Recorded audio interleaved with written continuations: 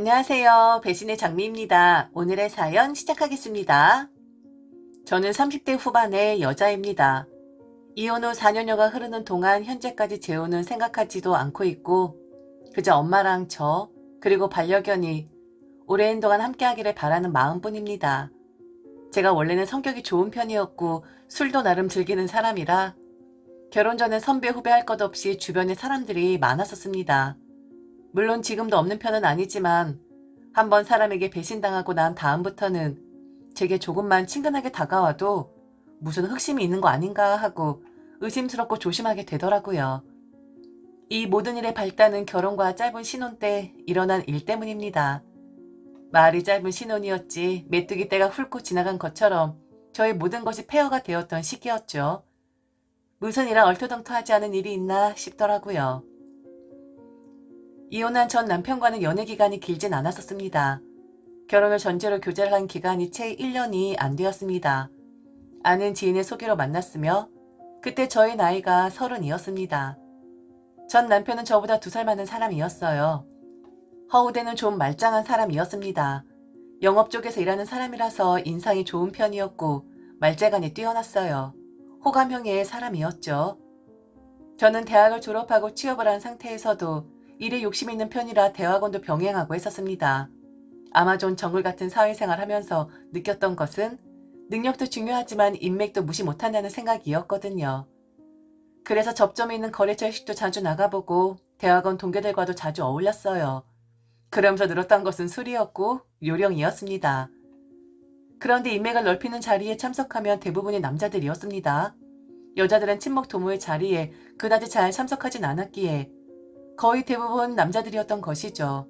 제가 한술 하다 보니 그 모습이 신기했는지 술잔을 많이 부딪히게 되었고 술잔을 부딪힌 횟수만큼 친밀도는 높아갔습니다. 그래서 주변에 오빠라고 부르는 사람이나 동생이라고 부르는 남자 후배들이 많았습니다. 그들과의 연락의 주요 목적은 대부분 술이었습니다. 끝나고 간만에 호푼 한잔 하자 또는 코가 삐뚤어지도록 마시고 죽자 그런 식이었죠. 그러나 그 중에는 나이가 30이 되도록 저랑 연애해보자는 남자는 하나도 없었고 그저 술과 친목 도모가 다였습니다. 그러다 보니 오랜 시간 솔로를 어영부영 나이 30이 되었던 것이죠. 연애도 하고 싶고 결혼도 하고 싶은 마음에 후배에게 부탁해서 소개팅 좀 시켜달라고 했습니다. 그 후배가 이상형이 어떻게 되냐고 묻기에 제가 생각하는 조건들을 말해 주었습니다. 나는 엄마랑 둘이 살거든? 결혼하면 우리 엄마 모시고 같이 살아줄 남자였으면 좋겠어. 거기다 직업이나 외모가 보통 이상만 되면 무조건 결혼할 수 있어. 그 외의 조건은 한 개도 없어.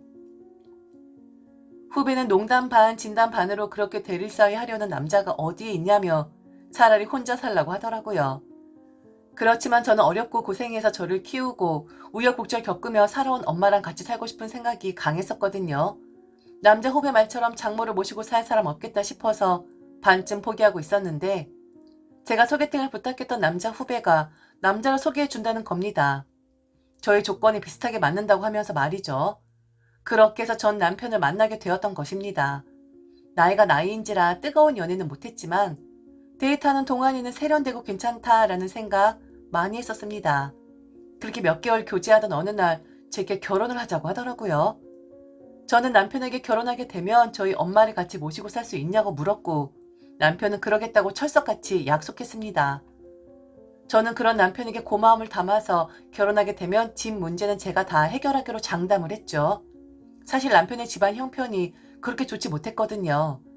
더군다나 저희 엄마까지 모시고 살아준다는데 그 마음이 너무 고마웠는지라 집을 책임지는 것은 당연하다고 생각했었습니다. 그렇게 하기로 하고 상견례를 진행했습니다. 저희 엄마랑 둘뿐이니 단촐했고 남편은 부모님 2분과 여동생 2이 있었어요. 시아버지는 용자차를 가지고 물건 날라주는 일을 했고 시어머니는 전업주부였습니다. 시누이 둘은 전문대 나온 것 같은데 그 당시 딱히 직업은 없었어요. 둘째 시누이는 편의점 아르바이트 하면서 취직 준비를 한다고 했고 막내 시누이는 모델 지망생이라고 했습니다. 시어머니는 처음부터 저를 좋게 본 건 아닌 것 같더라고요. 홀어머니 밑에서 자란 것에 대해 못마땅해 하는 눈치였죠. 상견례 때 저희 엄마에게 대놓고 무슨 일을 하시냐, 노후 준비는 되었냐 묻더라고요. 많이 못 배운 티가 나는 시어머니였습니다. 그러면서 아들 칭찬은 얼마나 하는지 상대적으로 저를 깎아내리려는 의도로 말하더라고요. 형편이 좋질 못해서 우리 아들 학교 다닐 때 학원이니 과외니 제대로 못 시켜서 그렇지. 머리는 좋았던 애예요. 워낙에 활동성이 좋아서 지금 회사에서도 아주 잘한다고 인정받고 있고 앞날도 창창하네요. 솔직히 여자들이야 결혼하고 애 낳으면 회사 관두고 집에서 육아 날 텐데 결혼 전에 직업이 좋아봤자죠 뭘. 결국 우리 아들이 다 먹여 살려야 할 텐데 홀로 된 장모까지 있으니 제가 이만저만 걱정이 아니에요. 안사돈께서 혹시 무슨 일 하시나요? 노후는 준비되어 있는지 그게 무엇보다도 제일 궁금하네요. 상견례 때 면전에다 대고 직설적으로 물어보니 살짝 당황하긴 했습니다. 그래도 그때는 우리 집 사정을 잘 모르니까 그렇게 말할 수도 있겠다 싶더라고요. 저희 엄마는 부동산을 하시거든요. 거기다가 점포 경매하는 것을 부업으로 하는데 돈은 좀 여유가 있는 편이었습니다. 눈썰미가 좋아서 장사가 잘 안 되지만 목이 좋은 점포들이 경매에 나오면 사두었다가 괜찮겠다 싶은 업종이 있으면 하겠다는 사람 세 들여서 권리금 받고 좋은 값에 되팔면서 돈을 벌었죠. 그러니 엄마가 딱히 노후 걱정할 필요는 없었습니다. 엄마는 시어머니에게 조그마한 부동산을 하고 있으며 노후는 어느 정도 대비하고 있으니 사돈 때 염려하시는 일은 없을 거라고 말해주었죠. 그래도 시어머니는 탐탁치 않은 표정을 하더라고요. 그러면서 저희 엄마에게 집을 해주시는 것으로 아는데 너무 작은 평수는 곤란하다는 듯이 이야기하더라고요.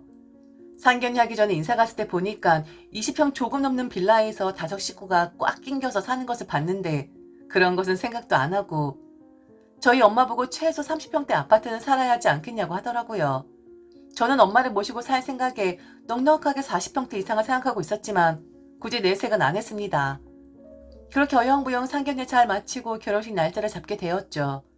결혼식과 살림살이 비용으로 남편이 2천만 원을 가지고 왔습니다. 제 입장에서 결혼식 비용이란 살림살이 비용으로 너무 적은 것 아닌가 생각했지만 시댁 형편이 좋지를 못하니 더 요구할 수도 없었죠. 그런데 나중에 이혼하려고 보니까 2천만 원 모두 남편이 대출을 받은 것이더라고요. 그때는 황당함을 넘어서 좀 웃기더군요. 결국 결혼할 때 시부모나 시누이들이나 1원 한 푼을 안 보탰던 것이었죠. 250만 원 남짓 월급을 받은 남편이 그 돈을 어떻게 갚으려고 했을까 생각해보니 참 대책 없는 사람이다 싶었습니다. 결혼 때 남편이 내놓은 돈 2천만 원을 포함해서 저는 엄마랑 같이 살 수 있을 크기인 40평대 아파트와 그에 걸맞는 혼수를 했죠. 결혼 전에 인테리어까지 싹 해서 시댁 식구들 초대했는데 다들 입을 쩍 벌리며 놀라더라고요. 그제서야 우리 집에 좀 넉넉한 집이라는 것을 확실히 알았나 보더라고요. 시어머니와 시누이들 태도가 싹 바뀌었습니다. 우선 시어머니의 관심은 친정엄마가 가게 자리를 무상으로 주기를 바라더라고요. 예, 아가, 내가 음식 솜씨가 좀 좋으니 김밥집 하나 하면 잘할 수 있을 것 같아. 그래서 말인데 안사돈에게 잘 말해서 나 가게 자리 하나만 주면 안 되니? 아들에게 물어보니까 안사돈이 점포 소유한 게 그렇게 많다면서 그중 한 개만 떡하니 기부할 수 없겠니? 월세니 이런 거 없이 말이야. 노골적으로 공짜로 점포 하나를 달라고 하는데 친정엄마 신경 쓰이게 하기도 싫었고 너무 뻔뻔하잖아요. 그래서 애둘러서 김밥집 할 만한 위치에 점포가 없는 것으로 안다. 그리고 점포들 모두 은행 대출기고 산 거라서 최대한 조금 남기고 빨리빨리 처분해야 하는 것들이다 라고 말했죠. 알아서 그만해 달라는 식으로 말입니다. 하지만 시어머니는 저희 예상을 깨고 바로 친정엄마에게 전화를 하더라고요. 친정엄마는 그걸 또 제게 말하지도 않았고요. 며칠 뒤에 남편이 난데없이 자기네 엄마가 김밥집을 한다는 겁니다. 장모님한테 못 들었어? 우리 엄마랑 장모님이랑 합작해서 김밥집 하시기로 했는데 인테리어까지 하고 말하려고 했나 보네. 여하튼 엄마 김밥집 한다고 둘째가 인테리어 알아보고 있으니까 업체 선정되면 자기가 결제 좀 해주라. 김밥집 오픈하고 수익 나면 내가 무슨 수를 써서라도 인테리어 비용부터 빼줄게. 혹시 어머님이 우리 엄마한테 가게 자리 달라고 한 거야? 그리고 인테리어 비용은 또 뭐야? 왜 상의도 없이 막 일부터 저질러? 엄마도 지난 몇 건 점포 매각 때 조금 손해본 걸로 알고 있는데 당신의 집에 점포 무상으로 줄 여력이 없을 거야. 그렇게 무턱대고 할 게 아니라고. 제 말 듣고 남편이 기분이 나쁜지 아우 이러면서 욕을 하더라고요. 저는 뭐 하는 거냐고 따져 물었고 그것 때문에 감정 싸움을 했네요. 점포 문제는 엄마에게 물어보니까 시어머니가 여러 번 전화해서 어쩔 수 없었다고 하더라고요. 처음에 힘들다고 거절했는데 그 다음에 그리고 또 그 다음에 계속 전화해서 하게 좀 해달라고 애원하듯 했답니다. 엄마 입장에선 저를 생각해서 해준 것이라고 하고요. 일방적으로 시어머니가 강탈에 간 것이나 마찬가지니 제가 속이 더 상했죠. 그리고 그렇게 전포받았으며 시댁 식구들이 거기 달라붙어 먹고 살 생각이면 자기들의 돈을 마련해서 인테리어 해야지 그 돈까지 저보고 내라는 남편이 어이가 없더라고요. 그 뒤로부터 일들이 연달아 터지기 시작합니다. 전쟁 영화 같은 데서 보면 끝없이 발사되는 기관총으로 두두두두두 하는 것처럼 시댁이라는 메뚜기 떼들이 출몰해서는 저를 쑥대밭으로 만들더라고요. 우선 시누이들이 본색을 드러냈습니다. 저는 형제 없이 자랐기 때문에 남편의 여동생들과 친하게 지내고 싶었습니다. 더군다나 사회생활 하면서 거의 대부분 남자들을 상대하다 보니 지치기도 했었고요. 시누이들과 친해질 요량으로 가끔 불러내서 밥도 사주고 술도 사주고 고민도 들어주고 할 생각이었는데 시누이들은 저를 다른 데 이용해 먹더라고요. 저는 밥 같이 먹고 차 마시며 수다를 떨고 싶었는데 시누이들은 저를 끌고 백화점에 갔습니다. 그리고는 옷이며 신발이며 입어보고 신어보고 그러면서 은근히 사달라고 하더라고요. 이미 예단 보낼 때 시누이들 옷까진 해서 보냈었거든요. 결혼한 지 한 달이 조금 넘은 시점부터 시작해서 계속해서 선물을 요구했습니다. 한두 번이어야 말을 안 할 텐데 매주마다 백화점 언제 갈 거냐면서 조르는데 난감하더라고요. 남편에게 말해서 좀 자중하라고 이야기 좀 해달라는데 남편이 하는 이야기는 벙 쪘었죠. 내 동생들 귀엽지 않냐? 언니가 없어서 그래. 자기가 언니 같으니까 아양 떠는 거잖아. 예쁘게 좀 봐줘라. 그리고 옷값 얼마 한다고 그래. 네가 자꾸 있는 모양인데 엄연히 나이가 어려도 네 시누이들이다. 네가 받아줘야지 어떻게 하겠어. 내 친구들 와이프는 시누이 사달라는 거 다 사준다더라. 원래 시누이들은 다 그렇대. 뭐 대단한 거 해준다고 그렇게 날이 섰냐? 가만 보면 너 우리 집 좀 무시하는 경향이 있어? 정말 싸우기 싫어서 그 말 듣고도 가만히 있었습니다. 더군다나 친정 엄마도 모셔와야 하니까 참은 거죠. 저는 남편이 장모님 모셔와야지 하는 말을 기다리고 있었거든요. 그리고 설사 남편이 먼저 말을 안 꺼내도 신혼생활 한 6개월 정도 하고 난 이후에 엄마 모셔오자고 말할 생각이었기에 그 생각해서 가급적 남편과 시댁 비위 좀 맞춰주자 했습니다.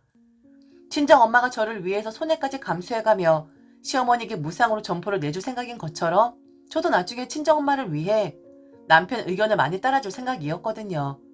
그게 친정엄마를 위하는 길이라 생각했죠. 애써 참아가면서 시누이들에게 우선은 베풀어주자는 생각으로 나름 거금을 들여서 사달라는 것은 많이 사주었습니다. 결혼하고 2달 무렵 시누이들에게 쓴 돈을 보니 저의 세금전 한 달 월급과 맞먹더라고요. 완전 돈 먹는 하마들이었습니다.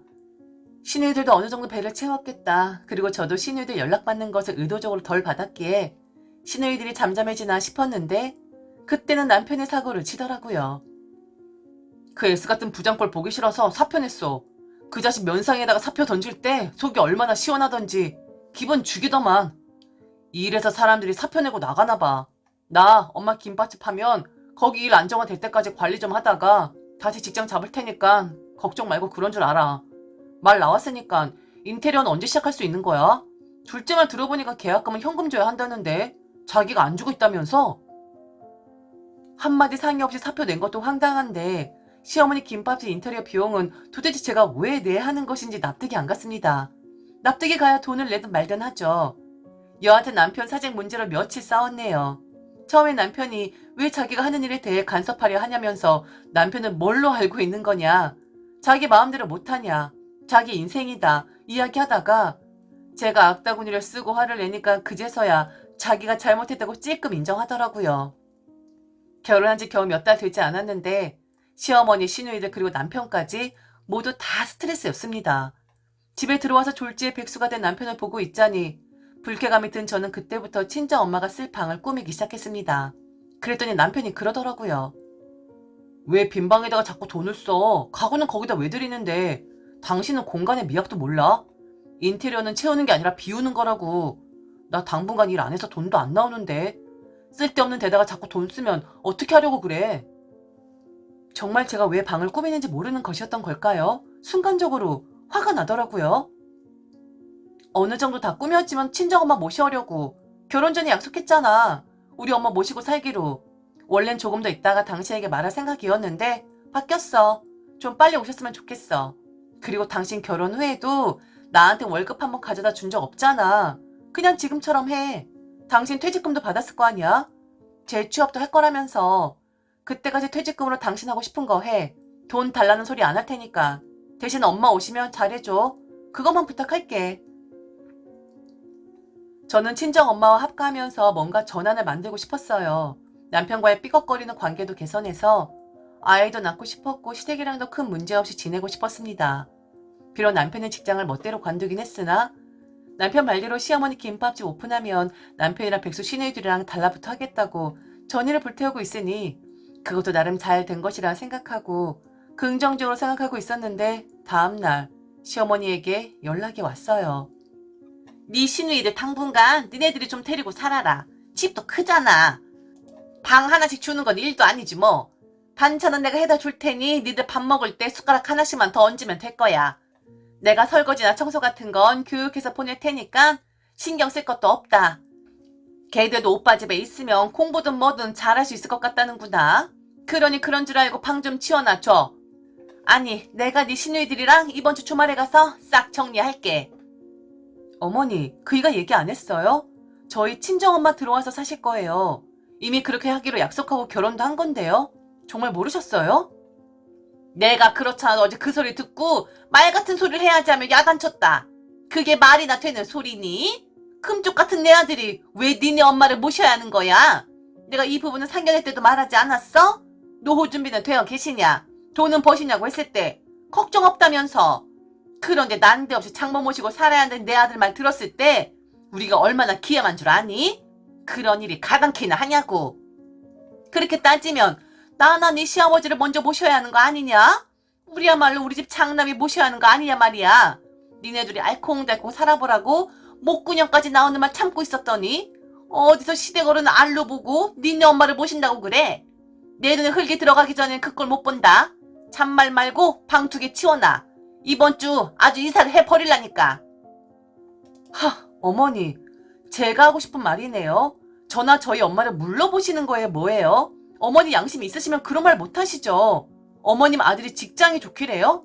돈을 잘 벌기래요? 아니면 학력이 아주 좋기래요? 제가 어머님 아들이랑 결혼한 이유는 홀로 대신 저희 엄마를 정성껏 같이 모셔주겠다는 그 한마디 믿고 결혼한 거라고요. 아세요? 어머님 아들은 결혼 조건으로 봤을 때 제 레벨의 여자들에게 객관적으로 하위 조건인 거 정말 모르시는 거예요? 제가 미쳤어요?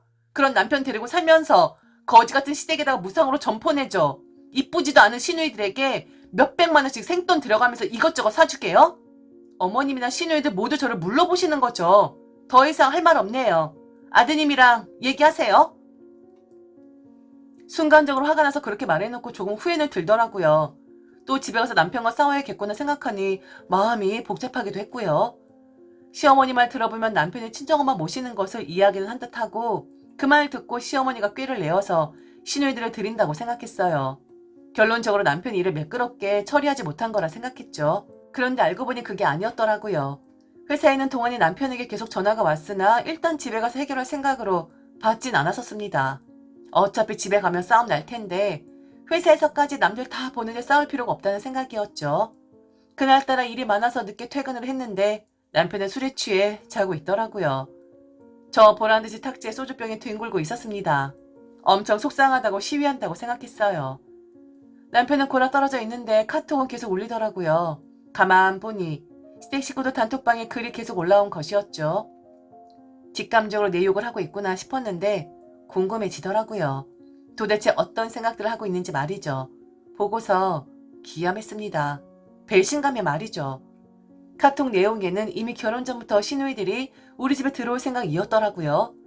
그들의 장대한 계획은 시누이들이 먼저 우리 집에 들어오고 그 다음에 시부모 들어오고 지금 사는 집 전세금 빼서 남편이랑 시누이들 차 한 대씩 해줄 계획이었더라고요. 그러면서 저희 친정엄마가 발 붙이기 전에 선수를 쳐야 한다며 지들끼리 이야기한 내용이 적나라 하더라고요. 저는 솔직히 남편만은 진심일 거라 생각했는데 모두 거짓이었던 것이죠. 계획적으로 저를 찜쪄먹으려 했던 것입니다. 오래된 메시지에는 결혼 전 저랑 찍은 사진 올리며 그 밑에 남편이 써놓은 글이 있더라고요. 내 취향은 아니지만 돈도 제법 잘 벌고 나 밥 굶길 것 같지도 않고 결혼하면 편하게 살 수 있을 것 같아서 진지하게 고민 중. 엄마랑 니들 보기엔 어떨 것 같아? 나 그냥 이 여자랑 결혼해? 이 청춘을 이 여자에게 희생해야 하는 것인가? 크크. 저를 농락했던 것입니다. 제가 가장 중시하는 친정 엄마를 모욕했고요. 피가 거꾸로 돈다는 느낌이 딱 그런 느낌일 거예요. 그냥 모든 게 명백해지더라고요. 저는 남편 카톡으로 해서 저를 시댁 단톡방에 초대해놓고 바로 메시지를 날렸습니다. 당신들의 개수작은 모두 증거로 캡처해 두었음. 김밥집 날리고요. 내가 보낸 예당 그대로 싸서 보내고요. 신우, 이 샹것들 나한테 받은 거 다 토해내라. 연락할 일 있으면 내 변호사 연락처 보낼 테니까 거기로 연락하라. 사기, 결혼 및 공모로 위자료 무료 각오들 하시고 두고들 봅시다. 저는 짐을 싸서 바로 친정에 들어갔고 엄마를 통해서 신혼집 바로 내놨습니다. 그리고 그 주 주말에 신혼집에 쓸만한 가전제품이나 물품들은 다 실어서 컨테이너 박스에 보관해 두었어요. 나중에 일 마무리되면 중고로 가져다 팔든가 하려고요. 남편은 처음엔 오해다, 미안하다, 철이 없었다. 시모모란 동생들이랑 인연 끊고 살겠다 했지만 어림없었죠. 그러다가 안 되겠다 싶으니까 결혼할 때 쓴 자기 돈 2천만 원은 달라고 하더라고요. 그건 위자료도 안 될 것 같은데. 그건 법정에서 얘기해. 이거 사기 결혼으로 형사 고소도 할 거거든. 배상 명령 때리면 2천만 원도 순식간에 없어질걸? 담보 잡은 거니까 능력껏 가져가 보시든가. 두고 봐라, 이 찌질한 새끼야. 그 뒤로 더 싸우기 싫어서 실익도 없는 형사 고소는 취하해주고 대신 이혼 합의하면서 위자료로 1,000만 원 더 받았습니다. 전 남편의 퇴직금 받아서 통장에 꼽을 쳐놓은 거였더라고요. 이혼은 4년이 지났지만 결혼 생활 생각만 하면 아직도 분이 제대로 풀리진 않네요. 짧게 살고 큰 교훈 얻었지만은 말이죠. 결혼과 이혼 정말 쉬운 게 하나 없더라고요. 차라리 아마존 정글 같은 직장 생활이 더 낫다는 개똥 철학입니다. 지금까지 들어주셔서 진심으로 감사합니다. 이상 배신의 장미였습니다.